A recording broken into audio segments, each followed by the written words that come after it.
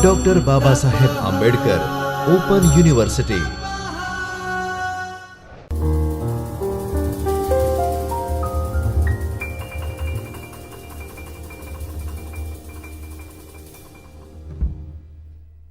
Welcome to Chaitanya Studio of Babasaheb Ambedkar University.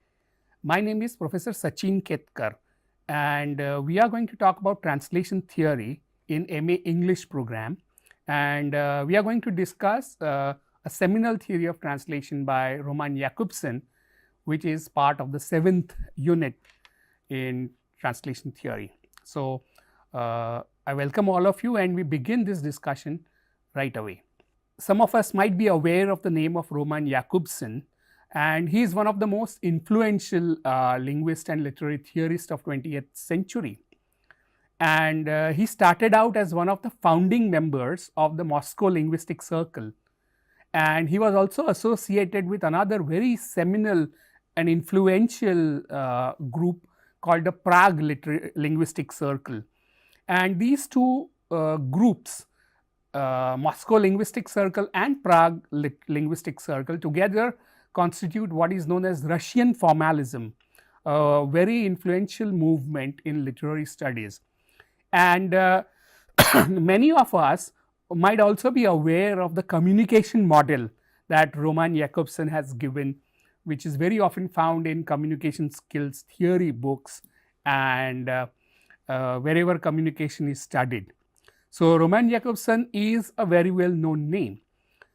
We will be focusing on his very important essay titled On Linguistics Aspects of Translation, which appeared way back in 1959, and it is a groundbreaking work, and his semiotic approach to the question of translation actually opens up whole new way of looking and conceptualizing and theorizing translation. And one of the great advantages of such an approach is that it goes beyond our conventional understanding of translation, which in my view is flawed. So, this in some way is a beginning of a new approach, new perspective on translation, which we as students of translation and literature should keep in mind. So, let us look at this essay, Linguistic Aspects of Translation. But before we go into that, we will have to understand the conceptual and theoretical backgrounds on which the whole essay is based. And the work of Roman Jakobson is actually based on these two very important intellectual traditions, if you may say so. So, let us look at the basis, the basics and the foundation of Roman Jakobson's theory of translation. So, let us look at the first very influential important base. The first basis of Roman Jakobson's theory is something called semiotics, and semiotics is slightly different from linguistics. Linguistics is a scientific study of language, as we are aware, but semiotics is a study of meaning production, which is a broader category, which involves all the forms of production of meaning, like in fashion, like traffic signal, like Morse code and the secret codes, and all forms of cultural communication is something that is studied under semiotics. So, one of the first articulations of semiotics was by Ferdinand de Saussure, who is also called father of modern linguistics in the West. Such is the place of Ferdinand de Saussure, and he defined semiotics. In his word, he called it semiology as the life of science within society. And very famously, Saussure created a new way of looking at language and studying language by making a distinction between language and speech, langue and parole as it is called, because most of the study of language before Saussure was under a discipline called philology, and under philology people studied language as made up of primarily of texts, and they studied those texts in historical way. So, a philological approach to the study of Hindi would take into account the texts that were written in 13th century, 14th century, 19th century. So, that is how language would be studied. Saussure moves away from this approach and he introduces a new object of studying language. For him, language is not made up primarily of texts, but the system of science and system which is internalized by people, which is called lang, which means language. So, language is not texts, but a system that produces text. It is made up of rules, conventions, grammar and norms of all kinds, which we have internalized as part of growing up. So, lang is internalized, which makes the production of paroles possible. So, I am speaking just now with all of you, and you are able to comprehend what I am saying because you have internalized the same lang as I have, which makes the communication between both of us possible. So, he introduces a new subject of studying language. He also made a very important intervention by looking at language as a system of science, as a part of semiotics. And sign is, in Saussure's terminology, a dyadic or having two parts, two-dimensional entity. And these two dimensionals are called the signifier, or something which signals the meaning, and the mental meaning, that is the signified. So, the color red would be a signifier, and we comprehend it as stop in traffic signals. So, that red is signifier and stop, the meaning that we get is signified. So, language is a part of the signaling mechanisms of culture. So, culture is a large assemblage of signs and signifying systems.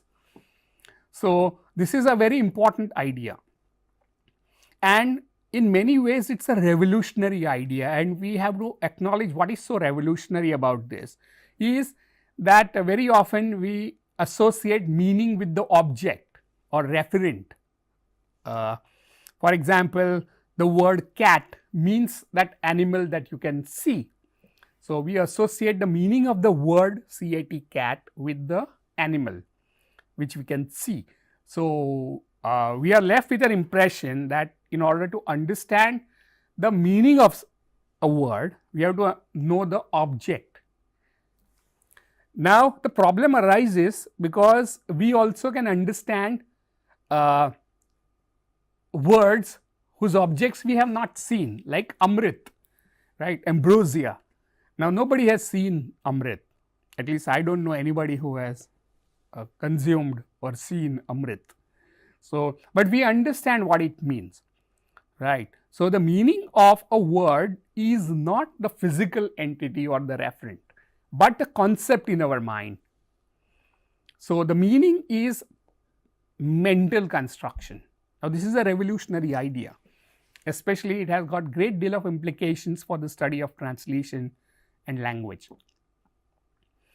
And a very important other notion that Saussure introduces is that the relationship between word and the meaning, signifier and the signified, is not a natural thing. In fact, it is conventional and a kind of norm, right, something which he calls the code, and the idea of code is very important for study of language. All languages are made up of codes of all kinds, and language is a system of codes which associate signifier with the signified. Another very revolutionary idea that he seems to put forth is that each element of in a linguistic system is identifiable, recognizable, largely because of the difference from other elements of the language, which means that it is defined by differences, right.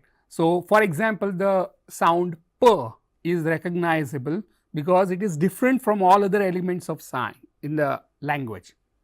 So, it does not have an autonomous existence, and this is also a very influential idea, the system of so that language is arbitrarily constructed and it is made up of differences is a revolutionary idea which is so influential that even the later philosophers of language and thinkers of language like Jacques Derrida and others would not have any main important quarrel with these ideas. So, some of the key assumptions of structuralism are continued even in post structuralism, an idea that you might be familiar with.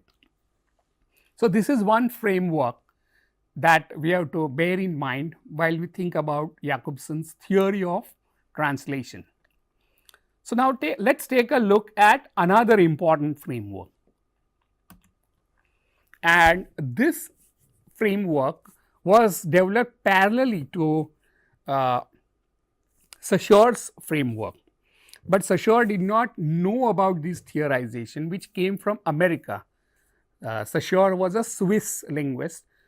The another important theorization came from America in form of Charles Sanders Peirce, though it is written as P-I-E-R-C-E, pronounced as Peirce. So, Charles Sanders Peirce was a very important American philosopher who is also associated with a movement called pragmaticism in American intellectual history.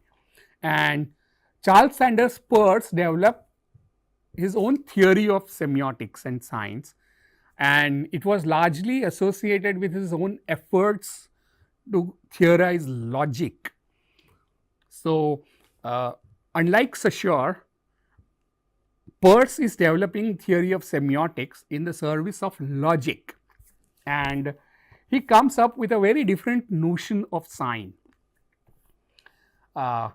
In fact, he goes on to define sign in a triadic fashion. That means it has 3 dimensions. Unlike Saussure's theory, which has got 2 dimensions, Peirce's theory has got 3 dimensions. Sign has 3 dimensions.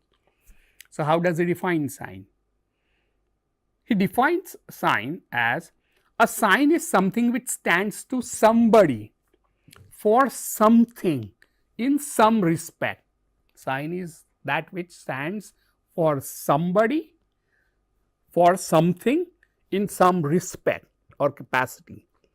And he says that this has got these 3 components. The first component is called the representamen, and it has got an object of representation, and thirdly it has got interpretant. Now, these terms need some explanation. For example, white garment, right? In Saussurean terminology, the white garment would mean signifier, and it would have a meaning. Say, for example, if it is ancient Hindu system, then the white garment stands for widowhood, purity, and high moral life that is expected from a widow. While in a Christian setup, the white garment stands for the occasion of wedding and celebration. So, same signifier may have 2 different signifieds, sometimes almost opposite of each other. So, that is Saussurean terminology. In Saussurean terminology, the meaning does not have any objective component.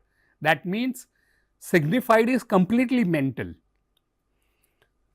Peirce makes a triadic formulation. For him, the white color garment is the representamen, while purity of a widowhood is the object of representation. But it is not for all, right? It is only for those who follow this code, this meaning, right? So, the impact of white color would be on somebody, right? And this impact is called interpretant, right? And it would change from, say, for example, Hindu Brahmin family, Orthodox, to Christian family. So, interpretant is the impact of the sign on the person. Interpretant does not mean an interpreter. We don't have to confuse interpretant with interpreter, but it's more about a pragmatic impact on somebody. Now, Peirce elaborates upon this by saying that meaning of a sign is the sign it has to be translated into, and that the meaning of a representation can nothing be but another interpretation. And sign is not a sign unless it translates itself into another sign in which it has more fully developed. So, what does it mean? It means that the impact on the person, right, which the sign leaves, the interpretant, itself becomes representamen. It itself becomes a sign for something else, which is more developed than the other. And this process of representation is called semiosis by Peirce. And this semiosis is not once or for all phenomena, but it is unlimited semiosis, as Umberto Eco, a very famous semiotician, has described Peircean system. So, what is happening here is that white colored garment becomes the sign of purity for an orthodox Hindu family, right, but this meaning itself becomes a meaning for something else, and it goes on and on and on, right. So, semiosis does not come to halt with representamen, it continues. For example, bachelor, and this is the example given by Jakobson himself, is explained as an unmarried man.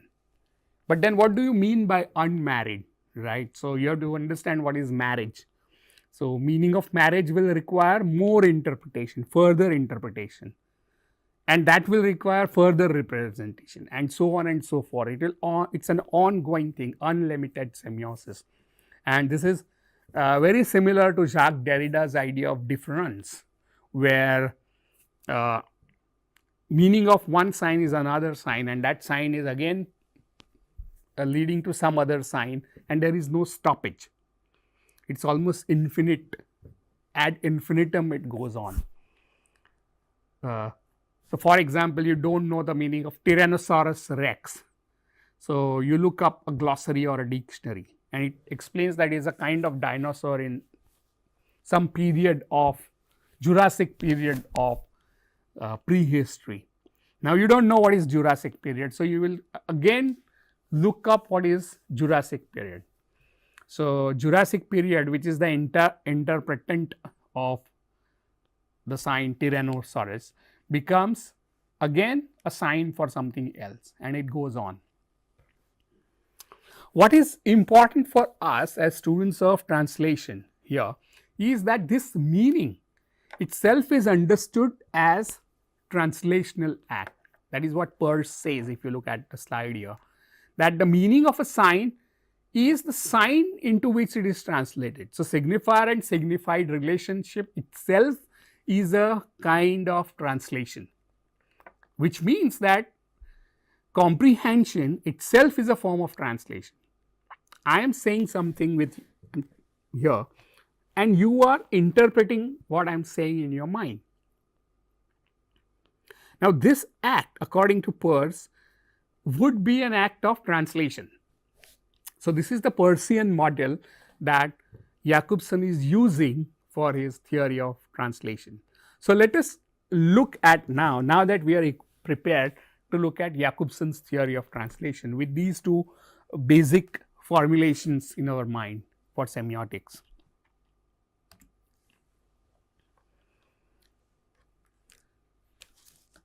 So, what does it mean for translation? If understanding itself is an act of translation, sign which refers to another sign which refers to another sign, and so on, then translation also is a form of interpretative activity. And there are three ways in which people interpret signs. And these three ways obviously become the three ways of translating, because interpretation and sign are synonymous for Jakobson, and that is the strength of his position, but it is also one of the limitations of his positions, as we will see later on. So there are three ways of translating, which means you can understand something in three ways. One is intralingual translation, which is rewording basically, which means that I am saying something and you understand it in the same language. It's called rewording. Teachers explaining an idea like what I am doing right now is translating for you, right? So teaching itself is a translational act.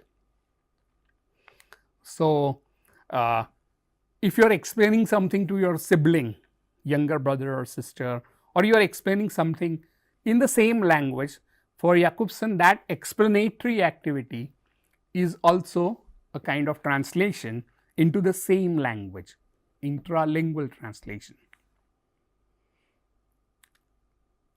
The other kind of translation here is interlingual, which means between the two languages.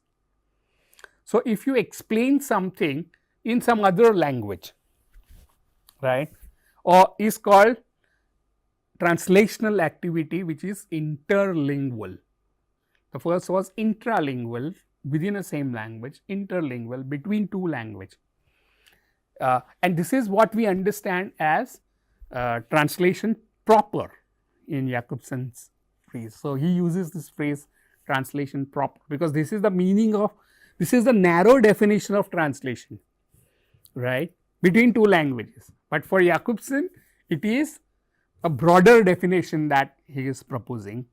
So there is a third kind of translational activity that all of us do, and that is called the intersemiotic translation, which means you are interpreting verbal signs by non-verbal signs, and those non-verbal signs might be an image or a music or an audio-visual text or gestures, body language, right? And I am sure you must have played a game called dumb charades, where somebody gives you name of a film or a film song on a chit and you perform it, right, without speaking. So this is translation of intersemiotic kind. Another example would be, for example, you might have seen the sign on electrical transponder, danger, right? So danger would be represented by a skull and bones. That would be an intersemiotic translation of the idea of danger. There would also be a word like khatra used. So danger and khatra. So khatra would be an example of interlingual translation. So these are the things that we do all the times, which means all of us are translators in this broad sense of the word translation. Now, why is this big deal? This triadic or tripartite division of translation as interpretation, semiotic interpretation that Jakobson has given, why is it such a big deal? It's a big deal because we have been used to talk about translation and the problems of translation in a very incorrect manner. For example, a line by a great Gujarati poet like Kalapi or Meghani, how will you translate it into English? That's the question that very often people throw at us. Jakobson would say that even within that language, you cannot come up with exact equivalents. He says the intralingual translation of a word uses another or more or less synonymous word or resorts to circumlocution. Yet synonymy is as a rule not complete equivalence. which means there is no equivalence even in Gujarati, right? So, how will you explain Lagyo Kasumbino Rang in some other words, right? And if you do it even in Gujarati, it's not going to be the exact equivalent.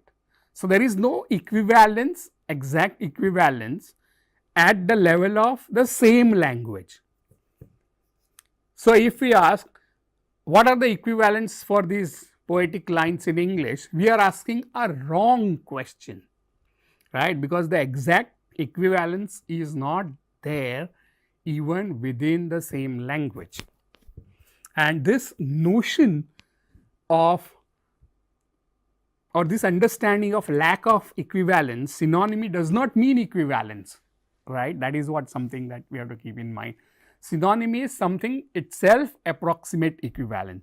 So, a dictionary, Gujarati to Gujarati dictionary will not give you exact equivalence.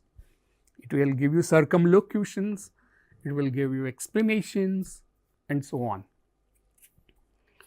So, this theory by Jakobson helps us to come out of this flawed understanding of synonymy as exact equivalence, because it does not exist even within the same language, and if it does not exist even within the same language, you cannot really expect it to exist between two different languages.